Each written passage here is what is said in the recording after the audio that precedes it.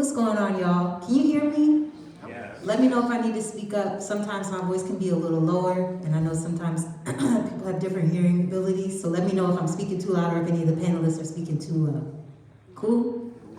Gotcha. What's going on? I'm Ash. I'm with the Black Alliance for Peace. Hey! I'm with the Black Alliance for Peace. We want to welcome you to our town hall. Today we're going to be talking about Black unity. Quickly, there are bathrooms if you need them. If you need to find out where they are, ask somebody at the front desk or ask anyone else that works in back. There is food, but we are not going to eat it yet because we can't eat in the sanctuary. And if you need anything else, again, feel free to ask anybody at the front desk or anything like that. But I'm going to get started with grounding us and what we're talking about today before we get to our lovely panelists. And then we can get to the audience and we can make this an interactive session. But please feel free to ask questions. Feel free to take notes. Feel free to stop and think and reflect. We don't want to just talk at you. So today we're talking about Black unity. And in the Black Alliance for Peace, we recognize that the African working class specifically suffers from capitalism. And when we say capitalism, we mean the economic system where your office place, your laptops, tools, cars, banks are owned by a select group of people, a private group of people who exploit the masses of workers, who exploit the workers, while the workers have no say in what we toil over and what we do every day and what it produces. We also recognize that the African communities are the places where they come and get cheap labor. When you think of gig workers, people that are swept into government jobs, when you think of how big Social Security is around here, this is a capture and it's intense. It's intentional. And you think about how we work in the health department, even people that work in legislation, police forces, things like that. It's an intentional way that they create jobs here. They service expired food. We have potholes in our streets. I mean, getting here, I almost lost a tire or two. Transportation is not the best. It's not intended to serve people that actually work. And meanwhile, the workers spend half our lives working to support rich, extravagant lives of the people that rule. But there is always and will always be a resistance. And that resistance against the capitalist and imperialist forces that we face today is strongest when we're unified. When we think about things like the Civil Rights Movement, often overplayed sometimes, but that's a great example that is a collective effort, right? It wasn't just Martin Luther King, like folks say. It was groups like SNCC that came together, the SCLC. Lots of groups came together to create that movement. The same is true when we think of today, Cuba, Nicaragua, and Venezuela, right? How they are all collectively being attacked because they support one another in their struggle against imperialism and capitalism. And when you unify, of course, you can expect a unified resistance from the states, from the West. But when the people unify collectively, we win. In the Black Alliance for Peace, we unite on many principles, including Black unity, since we see ourselves as just one aspect of the effort to revitalize the Black liberation movement. And today we'll hear from others, other than BAP, that are on the same track to unify in the same efforts that are working against the forces, the imperialist, capitalist forces that oppress us. And then collectively we'll try to work through some of the challenges that we see in our neighborhoods and talk about some of the things that we're seeing in the day-to-day. But while we know that we may lack political power and maybe even economic power, we still have the power of the masses. Black leadership like Mayor Brandon Scott and Angela Alsobrooks and others like them hold positions of power that are not aligned with the interests of the people, and definitely not aligned with the interests of the masses, of workers. So we're here today to strategize on collectively how we have the right and the ability to come together to say what aspects of our life we want to shape and how we want it to look, not how corporate greed or arbitrary rules and numbers can control the day-to-day things that we live and breathe. So, before we get started, I want to introduce our panelists, but I do have a couple of questions for y'all. Again, I said don't be shy. I see y'all. Y'all real quiet. It's scaring me. The first question I have for y'all is what are some of the ways that the state harms us and harms the members of our communities? I'll say it again. What are some ways that the state harms us and harms members of our communities?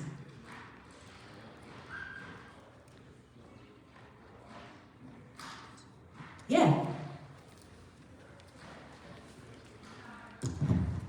By deliberately underfunding our communities and not addressing the root causes of issues, and then it perpetuates this cycle of, oh, this community just can't get it together, or people attribute negative traits to that specific group of people, and it just feeds the cycle because then they're deemed unworthy of receiving what they actually need. That was a great way to put that. Thank you. Anybody have anything else? The budget, I'm thinking specifically, like that's one of the rationale that they always give, right?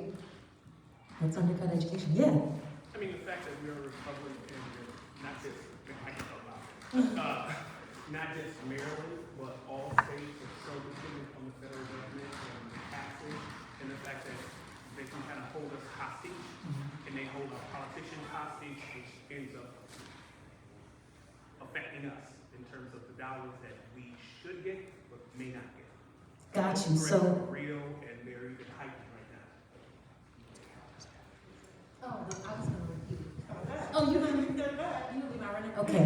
I hope I can summarize it. Correct me if I'm wrong. You're saying that the states are so dependent on the federal government, dependent on the funding, and that they're holding states hostage because they're not beholden to the people. They're more so dependent on the federal government, and then that creates this cycle.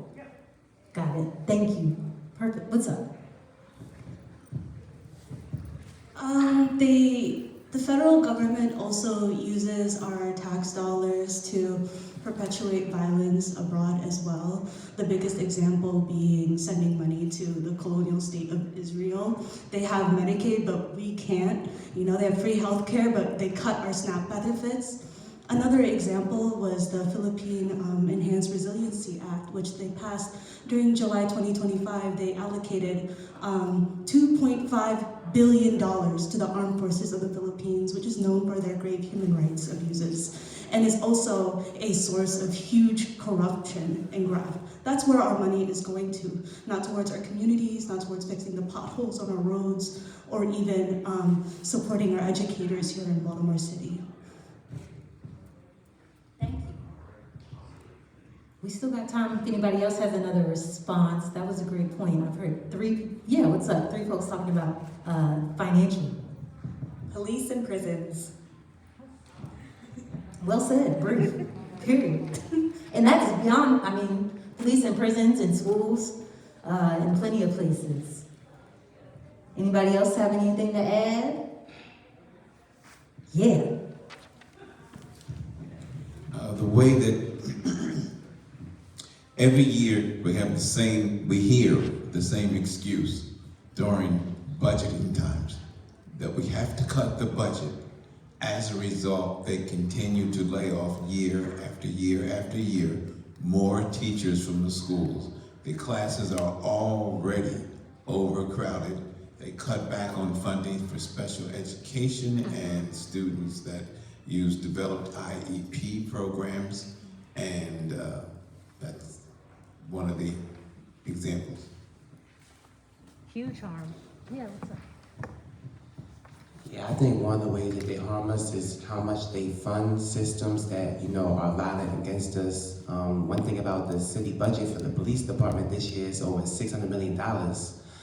Just think about how much money they spend on surveillance and other technologies to, control us and, cause damage to our minds, our bodies, and our souls.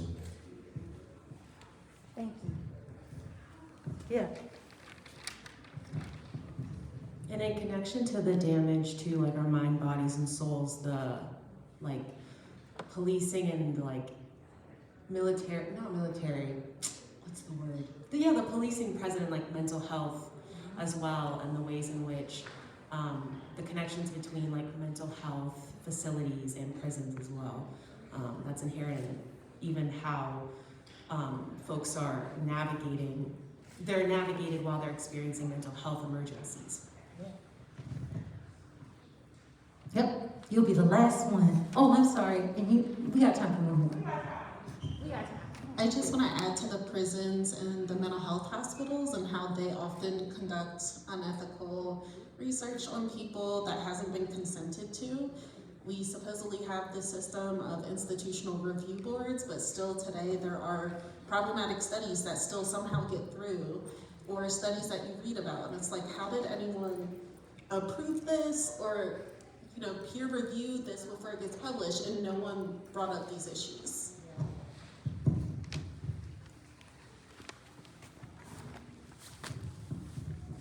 I was going to say they also keep us disconnected from the food systems and the way that they support certain crops being grown or different animals, livestock and stuff like that.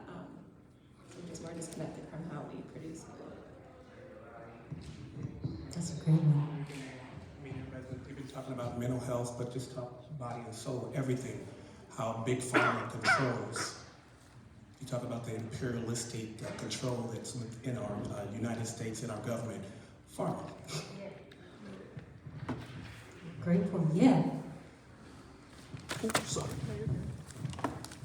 Just regarding the mental health, I would say that one way that the state harms us is their lack of being responsive to our needs. And just in dealing with or addressing mental health, if we remember, 3 folks got killed last year, right? Experiencing mental crisis. And in 2 of those cases, the Attorney General said, we're not going to prosecute. And so what kind of message does that send, where you have the mayor and the governor on a nationwide tour, on every cable television news program, and then you hear of new businesses coming into the harbor and so forth, right? Not being responsive to our needs, not at all. Thank you. All right, yeah. This is more so just a general one, but I think constantly pushing the idea that we can't have better than what we have now, and the threat that the other side or what you think is gonna happen, it's only gonna make the situation worse, and so we're basically being forced into complicity with respectfully the bare ass minimum. So. Thank you. Oh yeah, you can go ahead. I think one thing I wanted to mention too that everyone has said, and the question originally was different. The question was originally written, in what ways are the state violent to us? And everything that anyone's mentioned so far are all violence. Yeah, I was just sitting here and just thinking about all of the things, because there's just so many. But some of the things that came to my mind were, the ongoing fight to have these data centers not be popping up in our communities, the way that they're trying to criminalize us literally wearing masks now because they want to make it easier for them to identify us. Meanwhile, we got ICE running around messed up. Thinking about all the attacks on DEI and the different ways that Black and brown folks have created infrastructure to try to add to our life, to make our livelihoods better, economically, socially, what have you. Those attacks, the attacks on trans folks right now that where literally you got states that are trying to make it a crime to identify as being transgender. There's just so many things. Thank you all so much for participating really robustly. It's really unfortunate that I think we could probably sit here for a long time and talk just basically through the ways that we're harmed by the state and the violence that's enacted against us on the state. Keep that same spirit, y'all, because we're going to be talking more at the end of this, but we're going to turn it over to our panelists real quick. Thank y'all for being so participatory. First up, we have Zah. If I can open up my laptop. We have Zah from the DSA, and the DSA is building a working-class political and economic power to end capitalism and white supremacy for a socialist future in Baltimore. So Zah, go ahead and take it away anytime. Hi.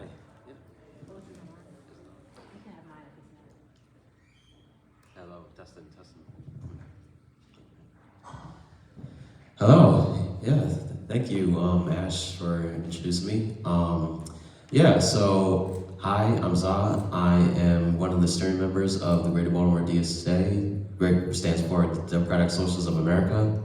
And it is a multiracial working class organization that is building political and economic power to end capitalism, imperialism, and white supremacy for a socialist future in Greater Baltimore, and to resist militarization through community interconnected struggles.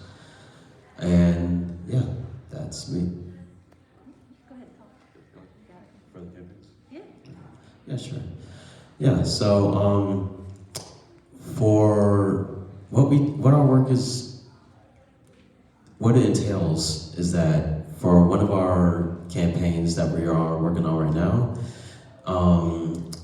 our Sanctuary Maryland campaign currently, we previously were circulating a petition to kick Avelo Airlines out of BWI, which was the company that was helping the federal government to help with deportations of migrants and assist them with ICE operations as well.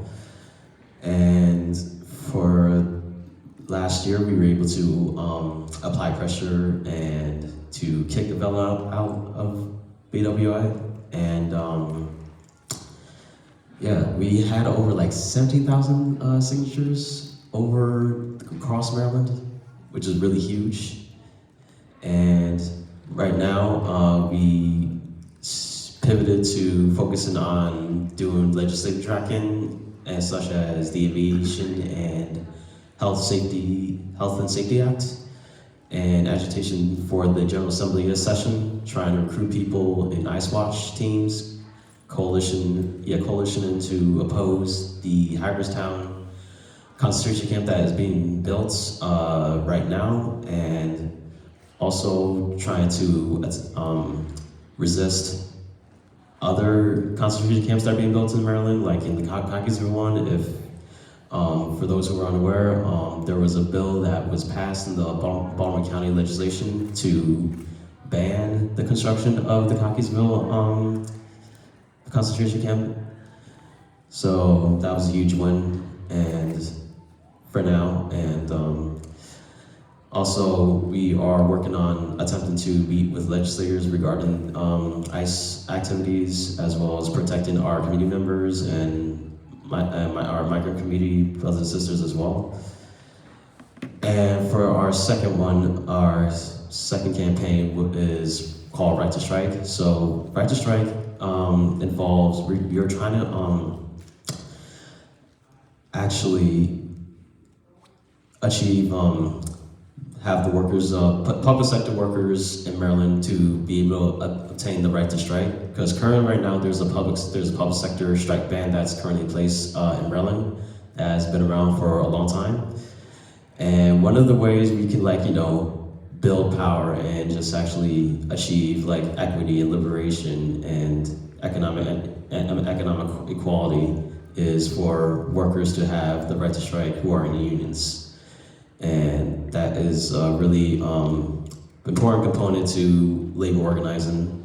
So right now, before we were gathering signatures for our Right to Strike petition to apply pressure to the state government, and eventually it gained traction. And now we currently have a bill circulating in the state assembly to allow to have public teachers, public school workers to have the right to strike, as well as public librarian workers. And we have over 100 of co-sponsors. It's actually a huge number, which is really amazing thing to even witness, because years ago you wouldn't even imagine that would be able to be achieved, and it did. So, but yeah, our main focus campaign is for all statewide public sector workers to have the right to strike and reverse the ban completely. And for the third campaign, we are Palestine Solidarity Working Group, which is working on the Apartheid-Free Baltimore campaign, which is in partnership with JVP and Palestine Youth Movement. And we were able to, what we were trying to do with that is that we are going around local Baltimore businesses to boycott and divest from Israeli products, and to sign our pledge to have a promise that they will boycott and divest from Israel in order to stop Israel from continuing the genocide in Gaza. And we were able to have, right now our list is 35 to 37 businesses that signed on to our pledge. And one example is Red Emma's, Kosher Bakery in our house, if you've been there. We got Common Ground, we got Matzi Bread, we have Beyond Video, and we also have The Stoop Coffee Shop in Pigtown, and as well as Making Space Baltimore, and Crafted Hair Studio, and Baltimore Yoga Studies as well, Mara Kitchen Collective, shout out to them. And also we have Unregistered Nurse, which is independent booking company that creates and promotes events that are well curated, diverse, and fun. And yeah, we have so many businesses that signed up, which is a huge accomplishment. And that's like one of our main components to build power within Baltimore and actually achieving self-determination, equity, and just hopefully ending militarism as well. And yeah, and also we are also doing mutual aid work around Baltimore, that we are trying to connect with folks and understand their issues while providing essential resources that are a lot more expensive now compared to years before, with terrorist, laces capitalism, inflation. And we try our best to alleviate that, but we also want to connect with folks and understand what their issues are, what they're dealing with, and seeing what we can do to help and come together as a community. And yeah, that is what we are working on right now.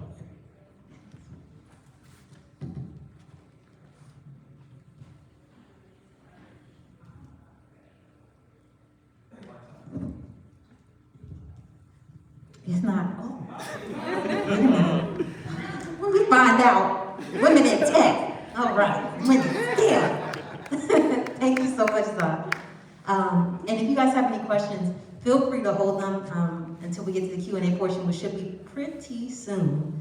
But next up, we're going to talk to a representative from the People Powers Assembly.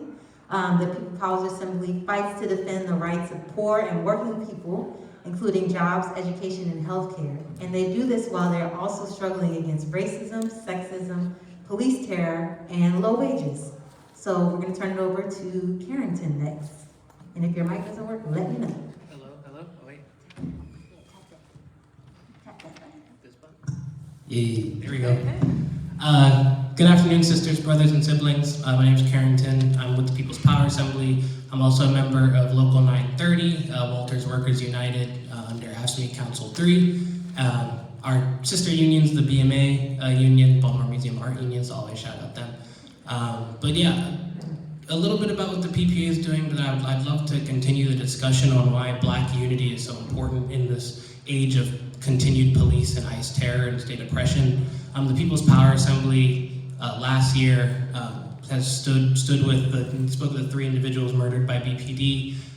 People's Power Assembly stands with Bilal Abdullah and the Abdullah family. We're working on pushing the city to open a city-owned grocery store in his name. Bilal Abdullah was an A-rapper that broke the boundary lines of food apartheid to bring much-needed food and resources to areas that are purposefully denied those resources. When we talk about state violence, food apartheid is violence, people not being able to feed themselves.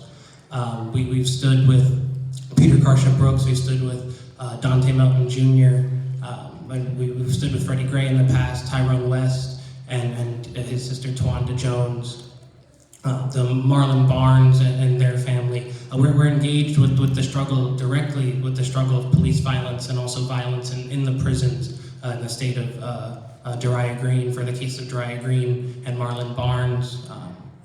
We believe, obviously, in the way of Malcolm X, removing that knife, and seeing where time goes or things go after that, to paraphrase it. We stand with Reverend Turner and Empowerment Temple, pushing for reparations, not just here in Maryland and Baltimore, but nationwide. It's a struggle nationwide that he's taking a nationwide, and that is one step to repairing the damage, to allow Black people to determine what they want to do, what's right for them. As Malcolm X, I consider and quote Malcolm X all the time, but in a sense, when he said coming down, Black people going down to the UN and having that vote, and casting Uncle Sam out as the monster that he is, and us pushing forward as a people, that is still possible today. It's possible through organizing efforts, whether it be through your local groups, through groups that are up here talking, through groups that are not here today, wherever. It's about getting organized, because what the importance of organization is, it creates that unity. When you're organizing with people, you're seeing their struggles. You're literally with them as they're going through their struggles and you're going through yours. And you have to figure out how to still do whatever it is you need to do. Small example, if you want to go out flyering, but you have a comrade that's over east, you're over west, dealing with the buses, dealing with potholes, you're dealing with these things, these systems that are underfunded, as we were talking about, to fund all those violences overseas that you want to go fight, and you helping your comrade get to where they need to, or where y'all need to get to complete that objective, is creating that unity. In that one small moment, it's creating that unity that is so important to continue the struggle, because if we're all doing what we can to bring each other to a point where we can join the fight, join the struggle in any way, as small as a flyer, as big as civil disobedience and beyond that. It's about creating that shoulder-to-shoulder organization. But going back more to the importance of Black unity, we're in an age now, I remember being in DC for some rally, I forget which one, and the speaker was talking about how there's this push for Black people to stay home, it's not our fight. I'm on social media, I see it every now and again posted up. People are saying, oh, they're learning their lessons, they gotta learn without us, we're retired, everything like that. And I feel that. I feel it in a way of the Black struggle is something that Black people have bore on their bodies for so long and continue to bear.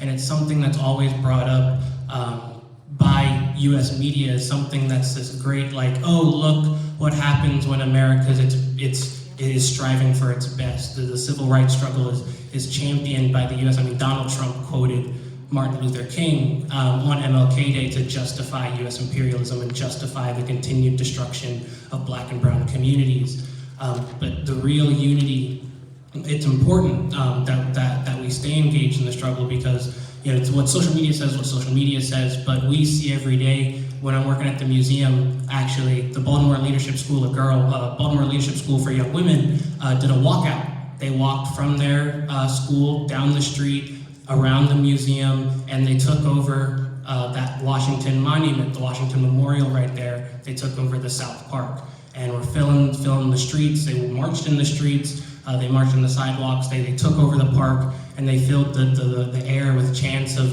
down with ICE, money for schools, we're fighting for our people. That was awesome to hear. They were making the connections with police and ICE and violence that they see in their communities to violence that they see in communities that their friends are a part of.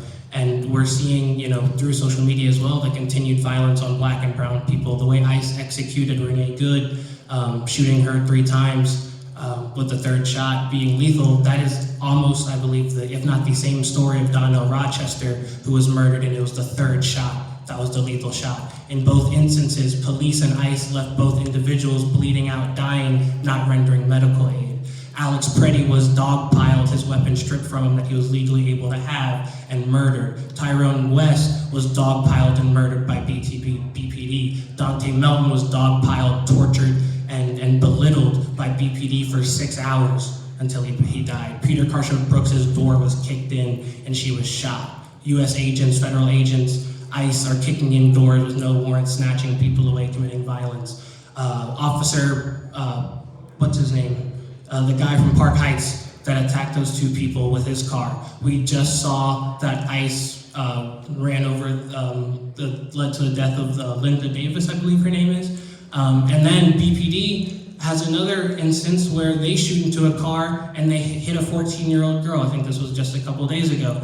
These stories, whether it be ICE and police, are the same, the violence is the same, and it has been. And let me not forget the death of Keith Porter, someone who was Keith Porter Jr., who was celebrating New Year's Eve, and an off-duty ICE agent ends his life, the same way how Bilal Abdullah's life was ended because an off-duty cop, the story goes, an off-duty cop started the interaction, and then the call came and everything transpired after that. Excuse me. I'm also wrapping up.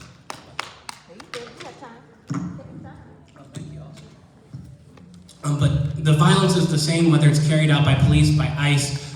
George Jackson talks about how the creation of the pig class, these people that are given comfort in the system to carry out that violence, to maintain property relations. So we're talking about, potholes and schools being underfunded, healthcare, hospitals being underfunded. That is all property relations. That is all the relationship that we have as the workers and as the people who toil the land and bring the money to be used. Those decisions, those our relations to the property compared to the ruling class, the capitalist class, is that issue, and it's that pig class, police and ICE, that maintain that line, and they'll do whatever they need to maintain it. And as the contradictions grow, as people get lose more money, as we're talking about food stamps. I have two buddies I was talking to. They were just talking to me about how food stamps is so hard, how they don't get enough, how in a household only one person can get it, but it's not enough if you have a big family and all these things, and all this is purposeful, and we're seeing countless money go to these other places. We're not just other places. US bases overseas have grocery stores and things to provide for our soldiers to continue to occupy these countries and strip them of resources, while communities here, just like in Baltimore alone, are left to fend for themselves. Baltimore in 1910 was the first city to introduce racial segregation. It was the first city to implement zoning, like, black people live here, white people live here, this area is going to have resources. Redlining, the modern concept of redlining. Baltimore was on the front lines of introducing that. That is directly tied with our Palestinian brothers and sisters. Once again, that black and brown unity. There are streets in the West Bank where Palestinians can't walk. Currently, everything that the Israeli government has done is a mirror of what the U.S. government has done to black people here. Every U.S. imperialism overseas is what it does to black people here. There's always talking about Nazis and ICE. ICE is the Gestapo. ICE gets its legitimacy from the Fugitive Slave Act. That's not Nazis, that's the Klan, that's the Confederacy. ICE gets its legitimacy from the rotten core of the U.S. Hydra, the rotten core of the U.S. war machine, of the rotten core of the U.S. government, which is white supremacy, which is capitalism, expansion by any means, manifest destiny, pushing Native Americans off of land is what they're doing everywhere. They're doing it obviously in Gaza, they're doing it in Haiti, they're doing it in Venezuela, where they're kicking these people and putting in U.S. contractors to strip out the oil and sell it. The attack on black and brown people abroad is the same attacks here. And I really don't have much more to say other than the importance of why bringing it back to unity and why these town halls and these education moments are so important is when we're all sitting in these moments and we can talk things out and build that camaraderie, the understanding of the different struggles we're going through, but we hear and we all are agreed on what's awful and what's going on. It's important that you really do look to make it work through the little things, because that bigger fight is so important, because they're carrying out these such horrible things. It is so important that we find a way to get each other to a rally, to get those flyers out. George Jackson has a quote where in Blood and Mile where he talks about even if one thing you can do is just go to the rally and hand out a flyer. He's not saying exactly like this, but he talks about that importance of handing out literature, something so small, something so small, the paperwork, when you think of all the things that George Jackson and what was going on at the time with the Black Panther Party, literally defending the black community, gun in hand against racist cops. The fact that this brother in solitary confinement fighting for his life wrote down that it was so important to get that piece of paper out, I think is something that shows how every little step that we take together to build the message, the unified message, to build working class power, to build power with the oppressed people,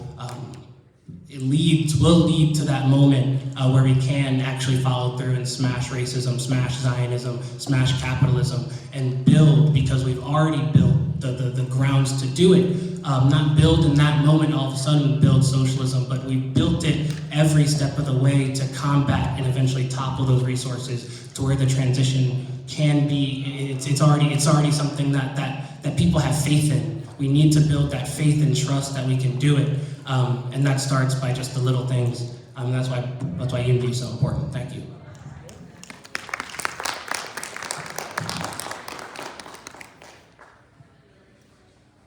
Oh, Lord. Oh, y'all, the colors on these things don't make any sense. Can you hear me? Yes. Okay, great.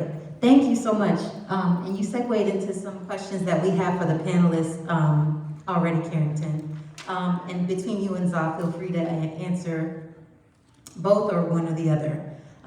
Why do we need to come together as organizations instead of resisting state violence as individuals? Yeah, I can answer that.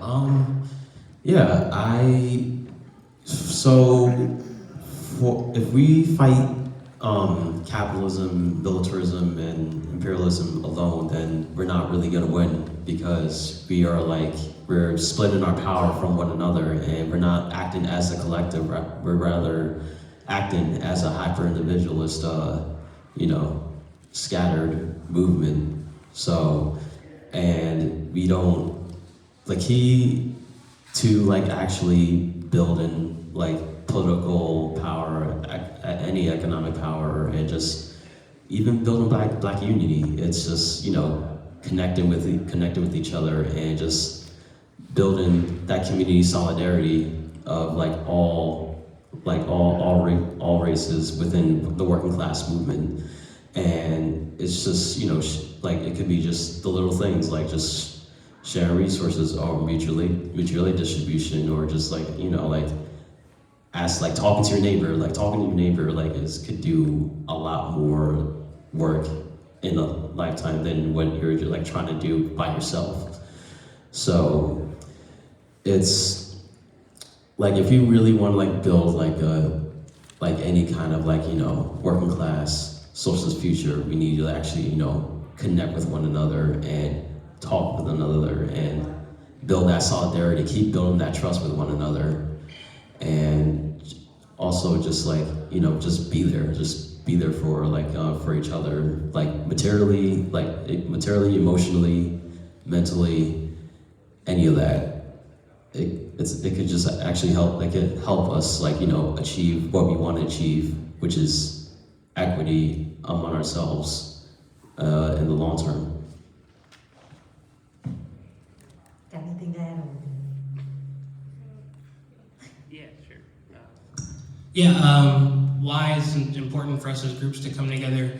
It takes everybody. It takes everyone to be involved in the fight.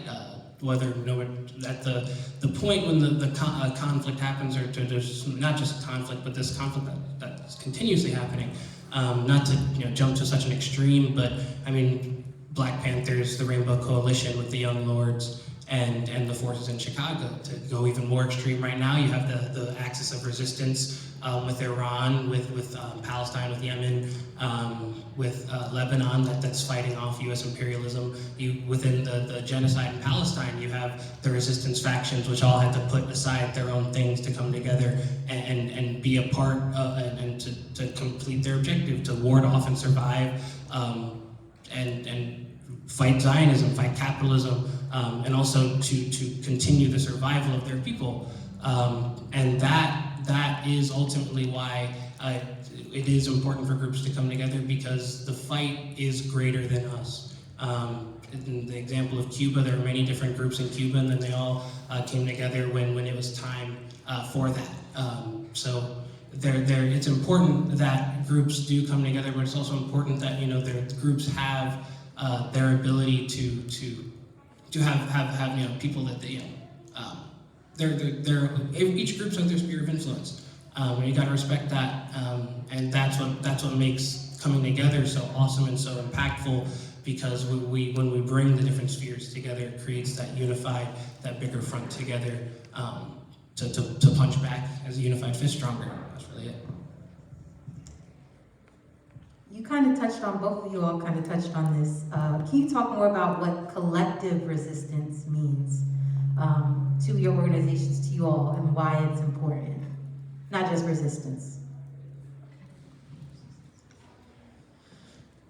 Yeah, so if we're talking about collective resistance, I think it just starts with, like for example, we, last year, we organized a mutual aid distribution fair at Fontley Park in West Baltimore, and just, this was around the time when the shutdown happened, and people were like, you had local government workers who are just out of work and they can't pay their bills, they can't pay their expenses, they can't buy food, and they're dipping into their savings at a faster rate, and just building that, we were able to distribute tons of essential items like food, clothing, contraceptive products, and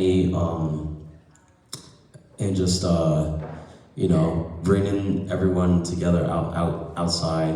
We were helping people to fix their brake lights, which is the one of the number one ways for Black people to get stopped by the police, especially in Baltimore.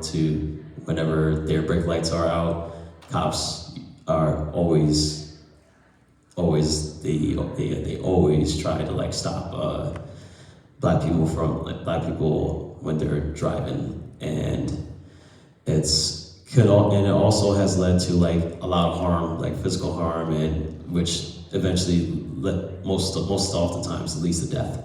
So we decided to include that with fixing brake lights, because that's a consistent problem that happens, and it also could prevent police oppressing the community that they already have, and just it can prevent so many deaths. Just something that small can prevent deaths, and it's also an act of resistance to actually behave in a collective front and building that solidarity, building that trust with the community that you're in.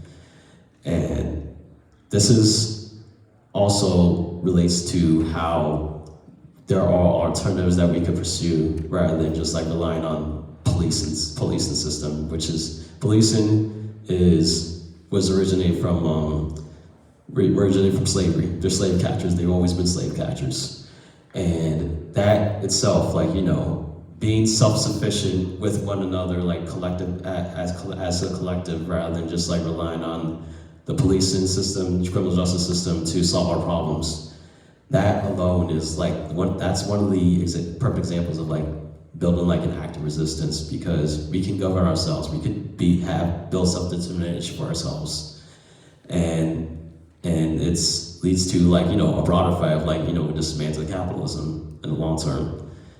And I don't have anything else to say about that, but that's pretty much how I view what critical resistance could look like. Sorry, can I just share something that I saw the other day that you reminded me of? So when you were talking about how we should find other alternatives to police and how we overly rely on them, the other day I saw a preschool teacher and her kids were playing and they were like, oh no, something happened, we have to call the police. And she was like, well, do we?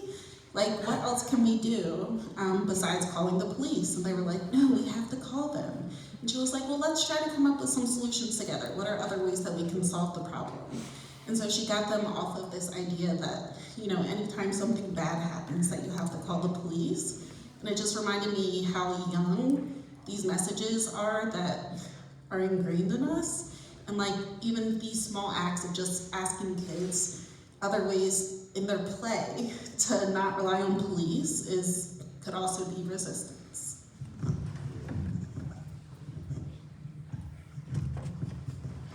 Yeah, the question on why views on collaborative resistance is simply our enemy's strategy is divide and conquer. To fight that, you have to be together. I feel like that at its core, it really is it. And you guys kind of alluded to some of this already, but I'm gonna change it a little bit. Can you talk about some of the challenges to collective organizing right now? Like, what are some gaps that we're facing currently? And Zah, I know you mentioned the thing about the brake light taillights. I don't know cars. Brake light clinic. Brake light. Brake light clinic. Yes, and working to repair that. Are there any other examples of that y'all can think of that's going on right now in Baltimore City? Just collective resistance like that. Collective resistance like that. So besides that, I guess just policing and just economic inequity, just the over militarization conditions and that divide people, and we are like the socialization around us. We are we are kind of raised on fear. We're raised to fear of the other, and that's another way to divide us. And that's one of the strategies that the capitalist ruling class does is to use marginalized people as scapegoats to divide, to distract people, to distract all of us from realizing what the true enemy is, which is capitalism, and which is also hurting us all at this very moment. And people not being able to pay their basic expenses, and just not having having access to the right to basic existence, for that matter. And yeah, that's just just one of the ways that you see how propaganda, a lot of people, all of us are susceptible to propaganda, and that's one of the main reasons why that it's also hard to build that trust and solidarity with one another, because there's so much to happen. There's so much information that we are consuming that is false, and also it's just information that we're feeling overwhelmed. We're paralyzed, and we can't even think of oh, what should our next move be? What should I do? What's the answer? How do I connect with other people that are going through the same thing as struggles as I am? And yeah, I would say that's one of the reasons why that is a key aspect of that's against that can impede critical resistance. Yeah, the question is, can you give some examples potentially of collective resistance that's happening right now in Baltimore City? And what are some gaps in collective organizing and resistance that you see right now? So the gaps, I'd say, are people are just so busy. People are tied down with their daily struggles, and if they do have time to give to a struggle, they can only give so much. I just feel that people are so busy that they can just they're doing what they can. But to a form of collective or collaborative resistance that I actually look at and also with Black Unity. You may not exactly think about it in the first point, but when you first hear it, but the PAC, the 12 O'Clock Boys, that's collective resistance. They are chased every day by the police. Countless resources are activated to run them off the road, jail them, kill them, stop them, and they continue to ride. Not only do they continue to ride, it's not just the act of dirt bike riding, they're holding camps to teach kids, and not just teach kids how to ride the bikes. They're teaching them safety. They're wearing helmets, gloves, pads, and all that. They're also teaching them how to repair them. They're teaching them the parts. They're teaching them the culture. They're teaching them all this stuff. It's not just that evil boogeyman of the noise and the rowdiness or whatever. It is this community that is learning to sustain a culture and everything about it. The resources it takes to keep all the bikes running, the fuel, or if they're e-bikes, charging them, places to store them, because the police do raids. There are constant raids looking for dirt bike parks, blocks of apartments. Apartments are emptied out, people lined up on the curb to make continued references to U.S. imperialism, just like the U.S. aggressor did to people in Afghanistan or Iraq. Neighborhoods are put out on the curb just to look for dirt bike parks, just to look for fuel. Yet the dirt bike riders continue to ride. They continue to have these camps and teach. They continue to do all this stuff. I think that is one of the most beautiful examples of collective resistance here in Baltimore. Also, can I answer? There's a thing that, like, for your second half of the question, I don't think I answered. Yeah, go ahead. Yeah. So, for example, as collective resistance, for example, it could be like what I mentioned earlier about mutual aid distribution, relying on ourselves. There's also Be More Safe Streets, which has this, like, the community actually getting involved, actually, helping kids who are at risk of, gun violence and preventing that from happening. And there's, no police involved. There's just community involved, and it just proves how, more policing is not the solution. It's just a way to, divide and oppress people and just maintain dominance and control of working class people, especially Black and brown people in Baltimore City.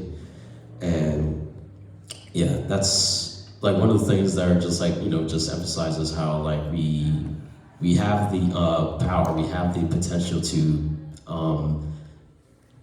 have that self-determination for ourselves by building solidarity and trust, and just connecting with the average person around our block or within our community. And yeah, I would say that's the best example I could think of. Thank y'all so much. You're not done. We're opening the floor now to questions from the audience. I know you already spoke. If anyone else has any questions or anything that they wanted to add, please feel free. One moment. Hi. I do want to add some maybe tangible wins as examples of collectible resistance that have come to mind. I don't know how many are familiar with the Blue Alert law that exists. So that is a law that allows for the police in Maryland, and Baltimore specifically, all kinds of rights, including no investigation afterwards. So if they were to shoot and kill, there's no necessity for immediate investigation because they're protected by the Blue Alert law. And a few years ago, one second, stop that too. A few years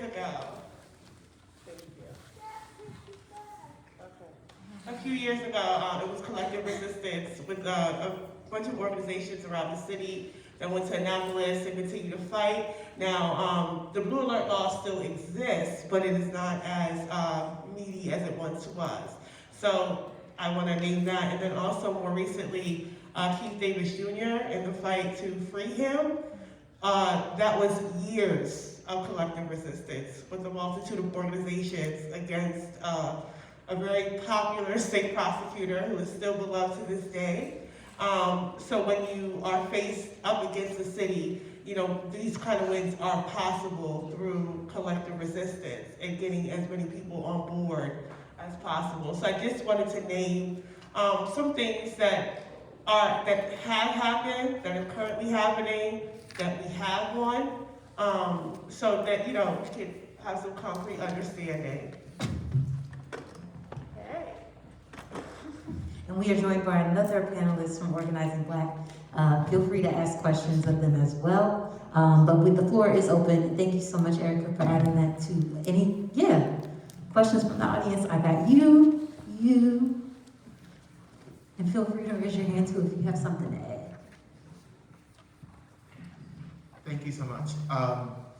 This is maybe more an observation than, but maybe might also lead to a question. But something that was a theme that was pertinent in both of your discussions is the idea of fighting police violence, but also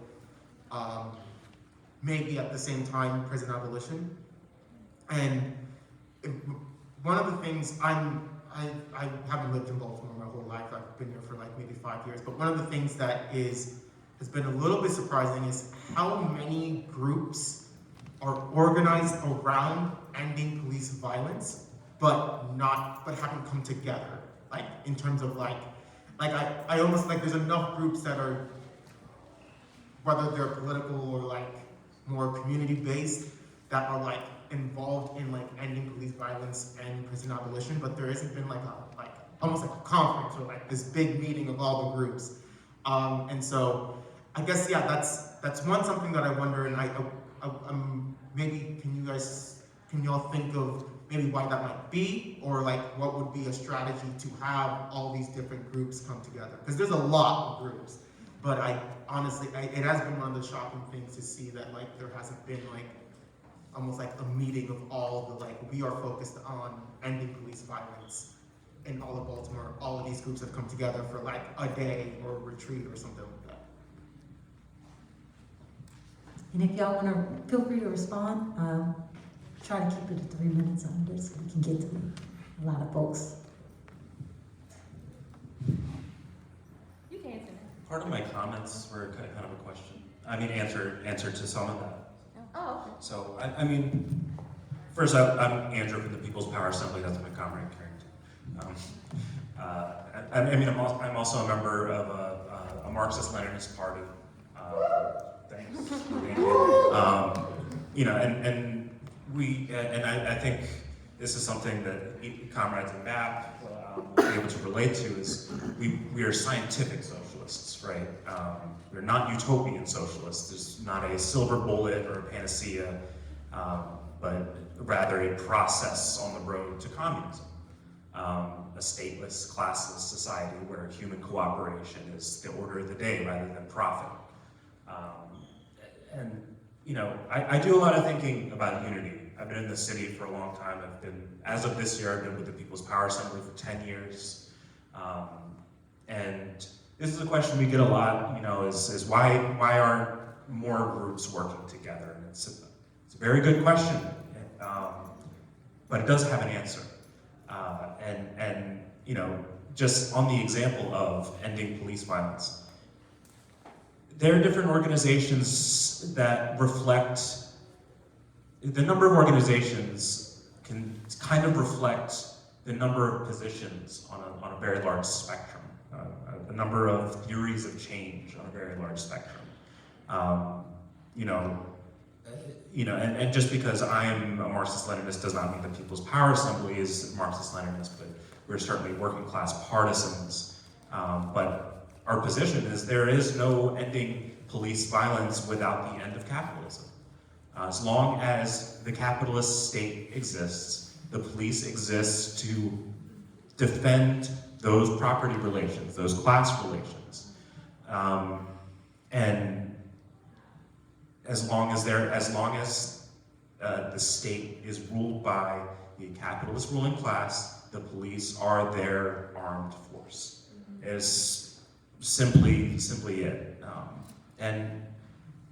Maybe there's a larger number of organizations that unite on this point than we realize. But especially around Freddie Gray, especially around George Floyd, the demand that sort of took hold of the movement was defund the police. which we don't disagree with. We raised it and united on the point. But that's also, just because we unite with the demand does not mean that it is the solution to the problem. It is a worthy struggle, and this also goes to our position and understanding of what reforms are. We're not anti-reform. We're just not reformist.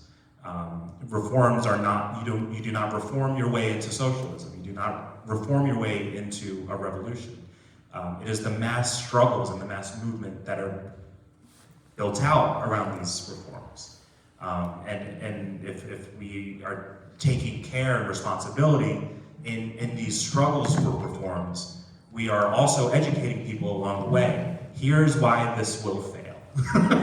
Here's why this will fail, and it will get rolled back. And that is the underlying attack on the working class right now, is that the ruling class wants to roll back the clock on any and all rights that we already have. So that's just one position on a very big spectrum of theories of change. And when we talk about unity, yes, we should all be working together. But we also have to recognize what unity there is, even if it's weak, even if it's stable, if it's status quo. When I think of all the organizations that operate in this city, that have operated in this city, all my respect goes to ones who have stuck it out. We see organizations pop up and disappear all the time, and we wonder where they go. Don't know. But the serious organizations, they stick around. So we're happy to support that. That's why and the level of unity we're at right now with every organization in the city is we're not attacking each other, for one. That's pretty good. I've seen organizing scenes in other cities. Anyone, Bright Guards, Austin, does this ring any bells for anybody? There's a Maoist group that was attacking both PSL and DSA offices in Austin, Texas. We're not there. That's pretty good. And maybe this is a conservative approach, but sometimes it's better to continue and slowly and patiently build the unity between your organizations rather than force everybody into the room and lay bare all the contradictions between our different approaches and ideologies. And that's possible when good relationships are already built, is healthy debate, healthy struggle. That's what I wanted to say. That's all. Thank you. Thank you so much. I've got one person back here, and then you two. Questions for the panelists. Let's go. Hello. Sorry. My name's Michaela. So my question was, you said that the biggest gap for resistance is people being busy or just not having the capacity, which I completely agree with and kind of resonate, especially with myself, because I feel like in this climate, we're constantly being hit with stuff that's just so discouraging that it kind of does lower your capacity to resist and kind of can feel discouraging or almost pessimistic in a sense. So for those type of individuals or people in that type of mindset, what do you feel like we can do that still keeps in mind our mental capacity but also allows us still to participate and resist, if that makes sense? No, that's a great question. And one thing I'd say is if you're not with an organization, get with an organization. Because when you're going at it alone, or when you feel like you're going at it alone, that is part of that weight. Just talking about how the strategy is to keep us divided. So just being part of an organization helps. It is one step of fighting that strategy of divide and conquer. Now you're in an organization. Your organization has literature or anything the small actions on weekends or outreach days or anything, social media posts, literally any small thing, the most basic step that an organization has for a person that's a part of it, to help spread the message, or be a person in a demonstration holding a sign if you're available on a day to come to a demonstration holding the banner. Any of those steps, that is one way that you're able to give your time and also respect on your mental health and your capacity, what you're able to do. Because when you're organized with other people, if you're just going to do it yourself, you may have to make the flyer yourself, print it yourself, both hold it up to the thing and tape it yourself. You want to make a sign, all that. When you're organized, when you're doing things with people, you have more people. It's like, oh well, there are certain days that we can all get together and do stuff. So it's really just finding where, and then I'm not gonna lie, I'll tell y'all up here, I be putting in PTO days at the museum to organize. I be doing it. I use my time given to organize and build working class struggle, because that people take PTO days to do whatever they gotta do. I like to sit home and read books. I read a lot of books. I quote a lot of people. So I like to, when I'm not doing that, I like to get out and organize, and that helps me mentally too, because when I'm sitting at work or I'm doing stuff, you get bogged down. When you're looking at the news, you get bogged down. But when you're out there with time you set aside, or the time you have to engage in any way possible that you can, is one way to both protect your peace, build that power, and also build the movement. Just by those little steps, you're building the movement with that as well. So yeah, thank you. Great question. Hey everyone. Trey here, the pronouns. First and foremost, apologies for being late. I was here for a little bit of the panel, so super excited to be able to talk. A couple of things just to highlight on both this question and the previous question around coordination. First, in terms of how do we allow folks to engage given the capacity constraints?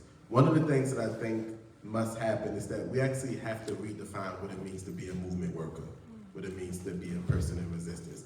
I think that there's right now the assumption that the only way that you can engage in resistance work is by being on the streets, right? By holding signs, by attending protests. And that is critical. Nobody's saying that it's not critical, right? That is critical that we have those folks inside of that. But there's also something to be said around changing the social consciousness of this country, of everyday people. And many of us have family members that we don't talk to about this work, but we will go to a protest. Or coworkers that we don't talk to about this work, but we will go to a protest.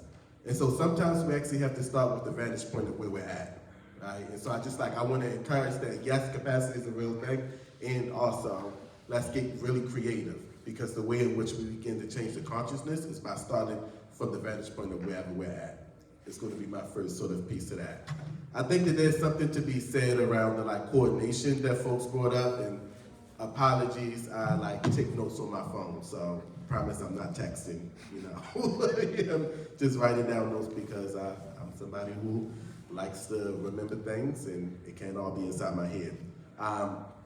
But on the piece around coordination amongst group, I 100% agree that Baltimore and our movement infrastructure by far is not like some other cities that I work, with. I live in Baltimore, I do work in Baltimore, I also do work nationally, and many local advocacy movement infrastructure is just messy.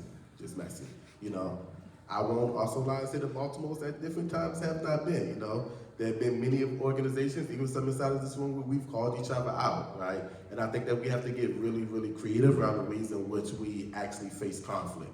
A lot of our organizations try to avoid conflict, and I actually think that it is unhealthy. We have to build a muscle amongst our people, amongst our organizations, to say that actually conflict is inevitable, but the way in which we engage in conflict matters. Do we have a set of values that we all can subscribe to and agree with? And I think that is a particular thing. I think also a lot of our organizations are not coordinated because we do not engage in rigorous debate with one another. We do not challenge each other's ideas. And also hold a principled line that just because I'm challenging your idea doesn't mean that I'm personally attacking you, right? Those are two totally different things. Nobody should stand for somebody intentionally harming them. But not everything that is said is met. Somebody's intentions is meant to harm you. Like that is just, I think that we sometimes conflate the two. And so many of these things are ideological just as much as they're strategic. We have to be talking about what does it mean for us to live inside of this place of values. And also be comfortable with the fact that our ideas won't always win out. That's what it means to be in collective action. That if I raise an idea that the vast majority of the group does not like, does not agree with, do not want to go in that direction, that doesn't mean that I shouldn't be inside the space. It doesn't mean that my opinion was any less valid. It means that we actually need to have some really common ground around how we move collectively together and then evaluate afterwards. Who was right? Who was wrong? Can we have those honest conversations?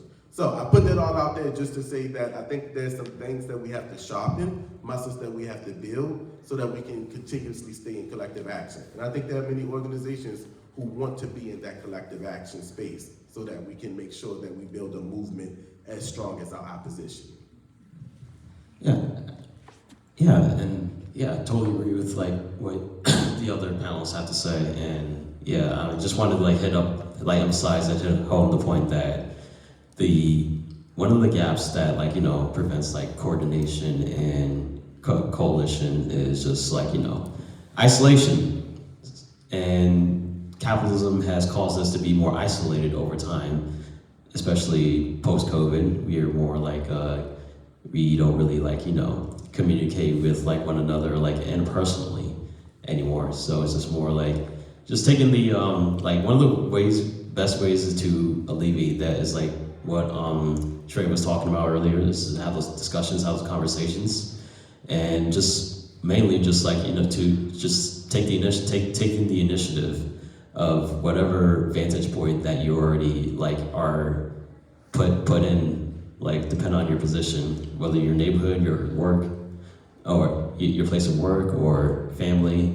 It just starts with that, and just that's how you build a movement. It's just by talking with each other and just having those uncomfortable conversations, despite it being very difficult to have. I mean, that's something that we're just gonna have to learn how to navigate, and actually it requires it requires rewiring of what we were previously used to. Now we have to move differently and continue to move differently.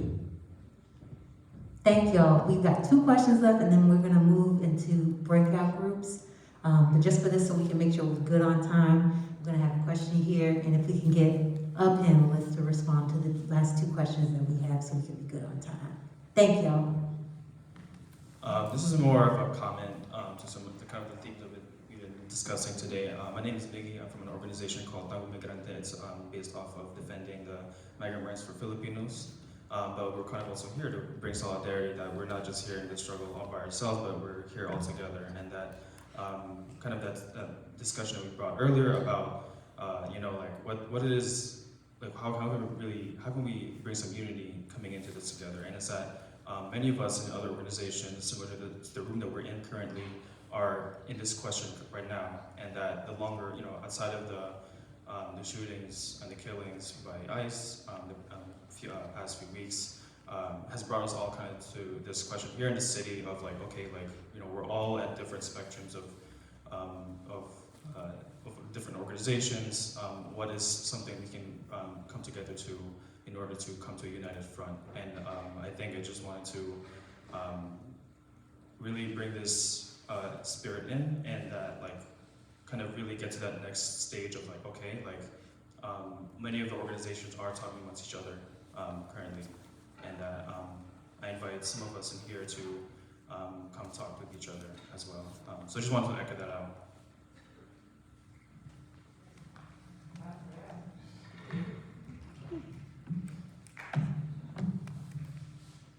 All right. Yeah? Okay, we got one more. And then after that, I do want to let y'all know we do have food. We will not starve you. You can eat. And then we're going to move into our breakout sessions. Thank you. Also, I forgot to introduce myself. Kenneth with Baltimore Jail Support. But Trey, I just honestly wanted to comment, like, thank you for that, because like I do like one of the things that I do think about is like just honestly sometimes as someone that's new, I just want to know what different organizations think. Like, why do you guys disagree with each other on this topic? Like, what do you guys like? What is the? I think there is something to be said about like for like just the importance of debate that is like really like that is respectful. Just so like honestly like ideas can be shared, and also like people who are new to the space and trying to figure things out can actually just learn the different intricacies. So yeah, I honestly that's honestly something that I sometimes like it's also like yes we have to go together and do this one thing, but also sometimes maybe we do all have to be in a room and just talk about this question and actually think about like, hey, I actually didn't know you guys thought about that this way. Like, here's how I think about this. So I just wanted to say I really liked that point. Can I say something? Because everything they said, I get it and I understand it, and always have.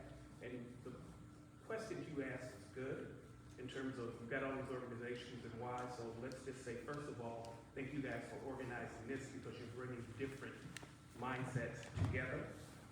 But when the problem is, it's just one problem, okay? It's a big problem.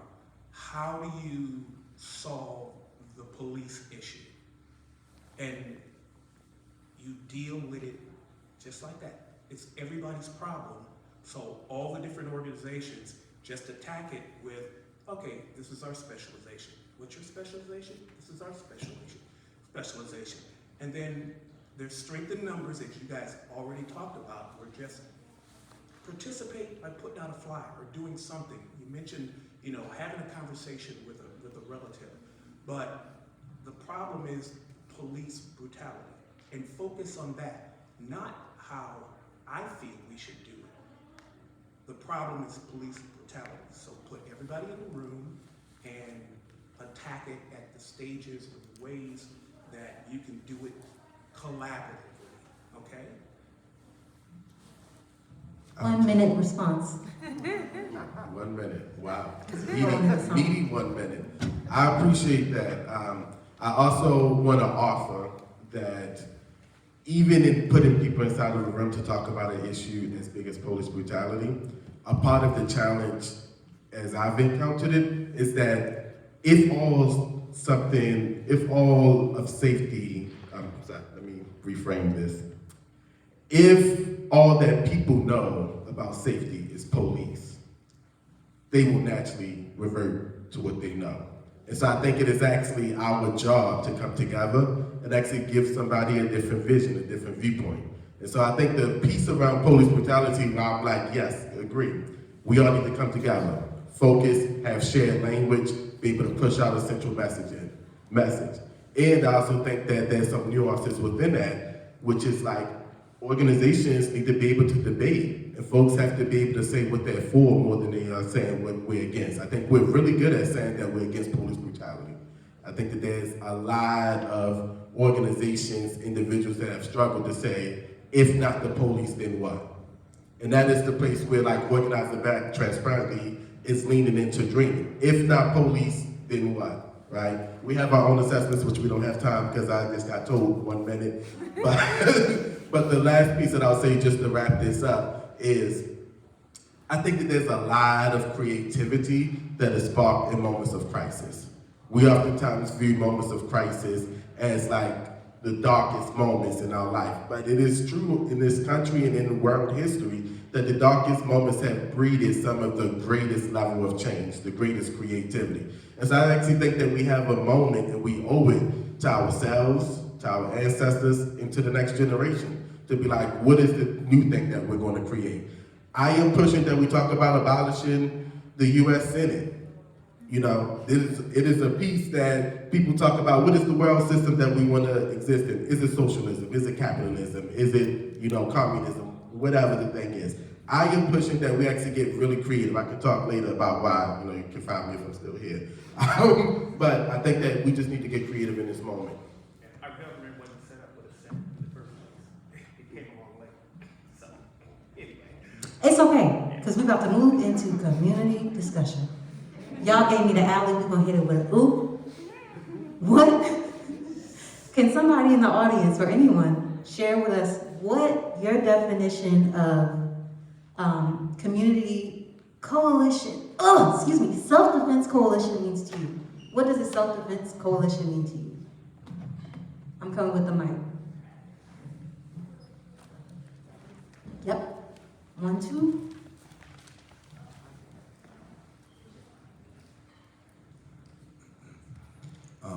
I think a self-defense coalition is that the community members, there must exist a community, so relationships between people through institutions and families and other relationships like social or romantic, and then that community needs to be armed so people can have either a pistol or rifle or shotgun or other types of things and know how to use it.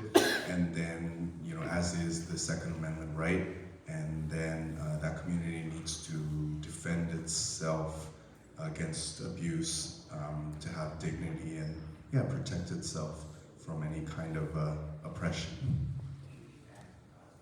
Thank you. I got 1, 2. Who was next? Yeah, I just want to talk concretely. Both Carrington and I have both spent time in Los Angeles and have been to the meetings of the Los Angeles Community Self-Defense Coalition. And it is truly a thing to behold. And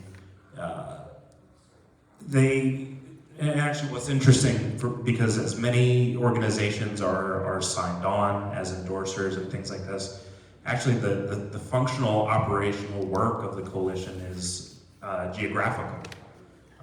They work inside their neighborhoods, they do patrols, they have figured out prime time for when ICE is around, they have ways to alert the community when ICE is around, and they have established practices and procedures for recording and ICE encounters, as well as plans for what to do when people are abducted and detained. And it could be a very concrete thing, but that particular community self-defense coalition it really is of the community, right? If it wasn't for, and every organization that's a part of it will tell you, if it was not for the strength of Union del Barrio, which is our particular organization, is a Latino organization that has huge membership among union teachers, actually, in the Los Angeles district. They are also, it just so happens that they're the most militant elements of the movement there. And not only are they strong and numerically large, they have a very solid ideological foundation. It is almost entirely on their authority and the directness of the impact on them that the coalition is so successful. What a community self-defense coalition could be here could be something entirely different. It could be I don't think anybody would be against a coalition like that being for the purposes of carrying out a struggle against ICE, but that may not be the thing that unites everybody.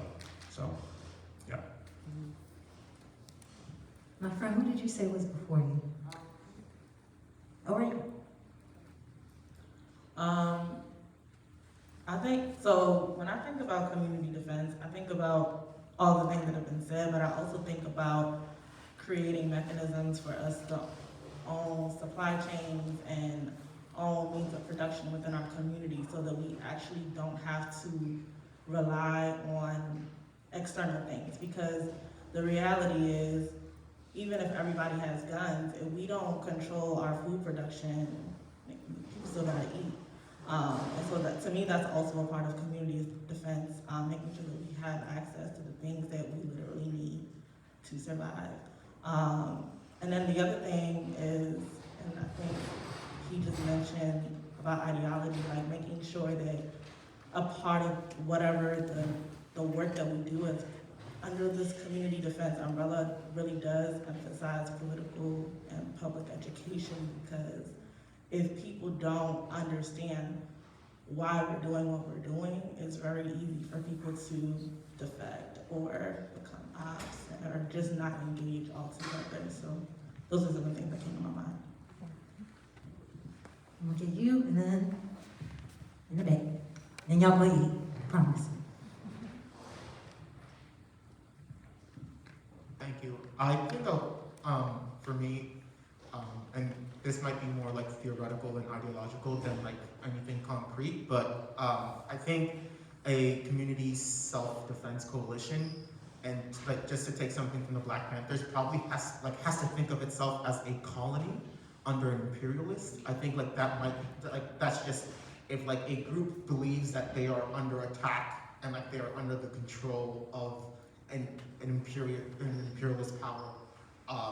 I just think that is something that ideologically unites people, even if you might have different political traditions. If you're like, we as a community are a colony of the United States, like even though like we are a city within the United States, I think that is something that just unites people to like, okay, we now have to like overthrow this imperialist. Yeah, that's not, I think that's maybe a little bit more abstract, but that's what I've got.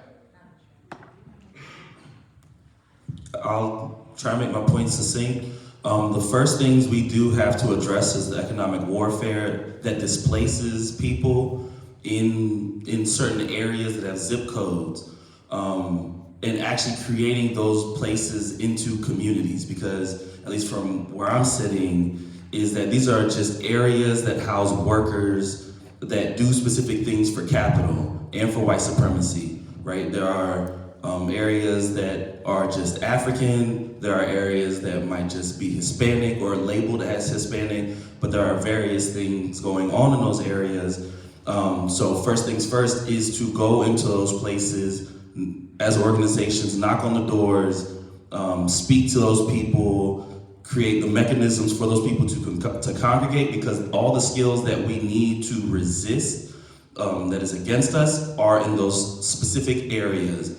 And then we need to connect those areas, whether they are internal colonies, whether they're the suburbs, whether there's an agro area, whether it's the mountains somewhere in West Virginia. We would need to go in there and where all those workers are existing, assist to help and create those connections, and then help them to understand who is their enemy. Just make it clear, who is their enemy and what is their enemy doing to them? Because there's economic warfare, there are police, there are no hospitals, whatever immediate thing. Attempt to address that, and then develop the community that will be and should be self-determined to resist what onslaughts on there. Because as we've all probably read, Walter Rodney's How Europe Will Develop Africa, capital develops all these things unevenly. So one area can look like they're really rich and prospering, but they are also the ones who call the police on this next area. And how do we ensure and help them understand that they both have the same interests? That's difficult, but we could do it.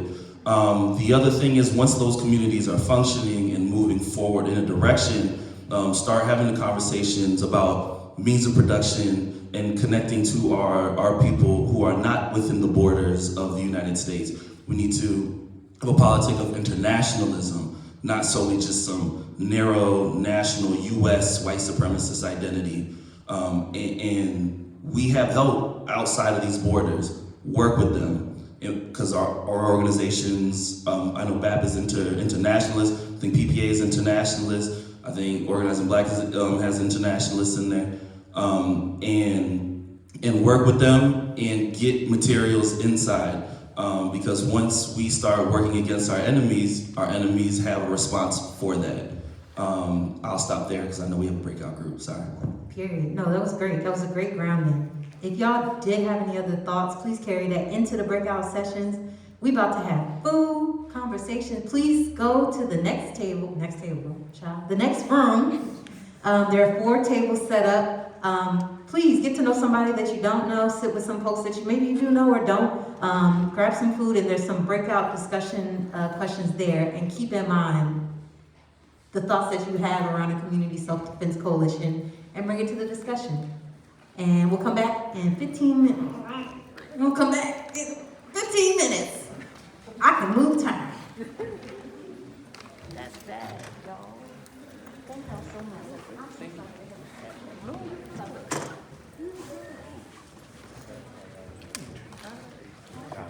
Good to see you. You're on the road. Yes. Hi, Mr. Scott. How you doing it?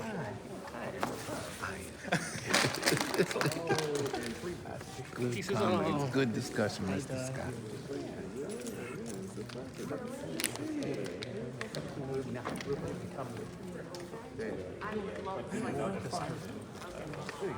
Yes.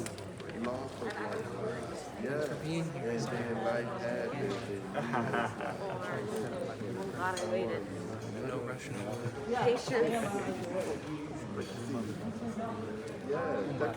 Still make the lunch happen. I don't know. She said, what? I was paying on the book. She said, no. Painting. I said, okay. Painting. Don't be shy. Move to the room. Don't be shy. Move to the room. Don't be shy. In the room. Go to the room. To the room. Go to the room. Don't be shy. Go to the room. Don't be shy. To the room, y'all. Are you there able to like get out and do something? One thing I heard. Yeah, little homegirl. Yeah, I saw the little No, when my trouble. I got it. but I had to pop off and come here. Have fun. Did you take all my pens? Your pens? The pens that I had at the house that I got from the library. I mean, from the bookstore. No, these are all mine. You can tell because they're all old and beat up. Y'all are stressing me out. Raising girls is a couple. Look at this one. I was going to go into something. I was like, yeah, it's you know, I realized that I'm good with boys. Yeah. She just had her first little hot book a couple weeks ago. And she didn't. You want one too? No, I'll just borrow it from you. So you had a book. You probably should grab it first and read it, then give it to me. I'll let you have it and not do anything with it before I. You told me no. You had to let it lie. They knew what it was. Thanks for the invite. Of course, thanks for You can But when they post got senior their little film, hot and book, I'll yes. put it on you guys' thing. Yes. See it there and show it. Okay, very good. Table that for later. Let me know when it's up. Okay. Lord, I'm trying to work it through. Nice meeting you. Pleasure. Yep. We met before. And I think it was at Red Emmons or something. Yeah, I'm gonna catch up with you. Okay. We'll be able to talk.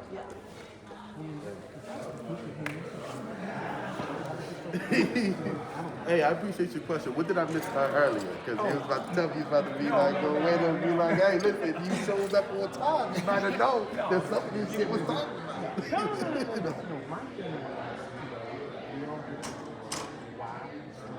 Yeah. Like what the one gentleman all these fictions.